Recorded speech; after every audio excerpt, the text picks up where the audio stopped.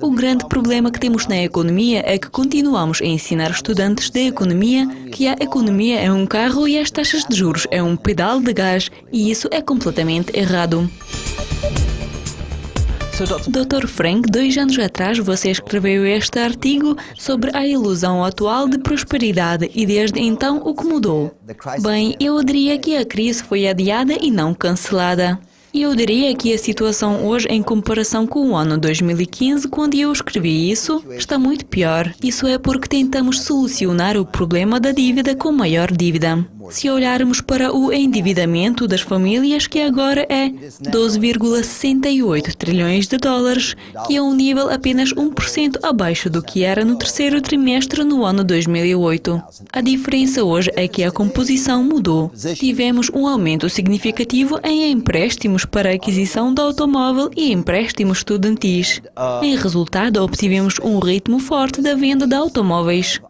Assim como tivemos um aumento nos empréstimos para a aquisição do automóvel por 9% em 2016, que seguiu após semelhantes aumentos que tivemos no ano 2014 e 2015. A maioria ou percentual grande desses empréstimos para a compra de automóvel tem sido devido aos mutuários de alto risco.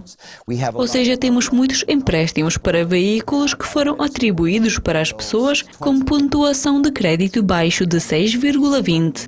E eles tornaram-se a parte muito importante da originação de empréstimos para automóveis.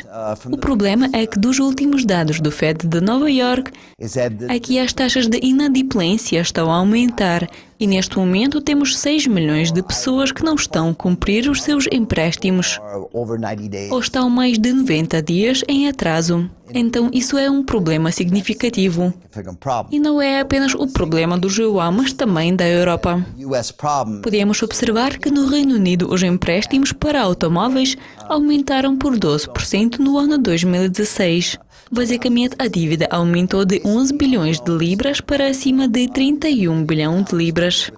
Portanto, isso não é apenas o problema do yuan. Agora, se olharmos para a dívida estudantil, podemos ver que nos últimos 14 anos, os empréstimos para a educação aumentaram por 5 vezes. E neste momento, possuímos a taxa de inadimplência de 27%, que também é preocupante. Se levarmos em consideração outras áreas, podemos ver que a quantidade de empréstimos empresariais dobrou, o que significa que hoje em dia as corporações estão muito mais frágeis do que estavam em 2009. A razão é que a empresa torna-se muito mais frágil quando financia a si própria da dívida em vez da equidade. E temos casos onde os lucros das empresas estão em declínio, apesar do facto que o mercado de ações está subindo. Basicamente, estamos em situação em que muitas áreas estão em preocupação, o que nos poderá levar à crise. Então, quem é que tem culpa do estado em que estamos hoje? Eu acho que o principal culpado é o Banco Central. É a política monetária fácil que levou à depressão no ano 1920, 1930, 1937 e mais recentemente a depressão que seguiu à bolha do .com e a depressão que seguiu à bolha imobiliária que tivemos há pouco tempo. O problema que temos hoje é que continuamos a acreditar que podemos reduzir as taxas de juros para impulsionar a demanda. E não importa de onde essa demanda vem. Não importa se a demanda vem do impulso dos empréstimos de automóveis de alto risco.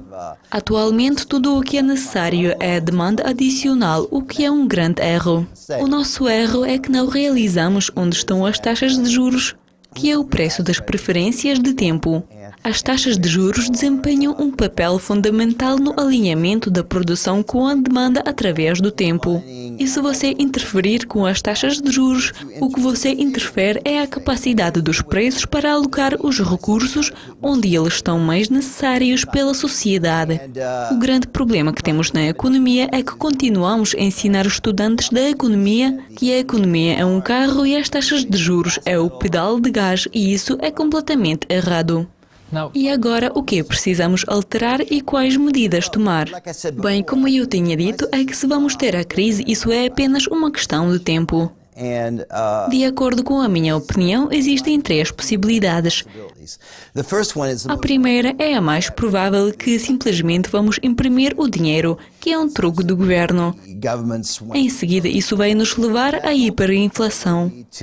Temos conhecimento que ditadores como Napoleão e Hitler chegaram ao poder após impactos devastadores de hiperinflação, tanto em França em 1797, bem como na hiperinflação na Alemanha. A segunda possibilidade é onde o governo simplesmente não vai fazer nada. Vai deixar as empresas ruins falhar e deixar recursos para serem liberados para a sociedade onde eles são mais necessários. O problema é que temos demasiados investimentos em metais. E eu duvido que o governo vai apenas sentar e dizer que temos de deixar de usar o sistema capitalista e evitar investimentos em metais. Isso é pouco provável. Sobre a terceira opção, eu já falei no artigo e fiz a entrevista na TV.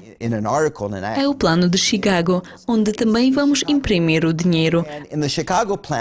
A diferença é que vamos forçar os bancos a manter 100% de reservas. Com tal procedimento, poderíamos reduzir as consequências dolorosas sobre quais teremos ultrapassar e, ao mesmo tempo, estabelecer um sistema econômico para que seja muito mais fácil para os nossos filhos. Bem, Dr. Frank, obrigado como sempre. Temos o prazer de receber a sua visita. Obrigado por assistir. Não se esqueça de clicar em nosso canal para mais entrevistas com Dr. Frank Hollenbeck. Por enquanto, adeus.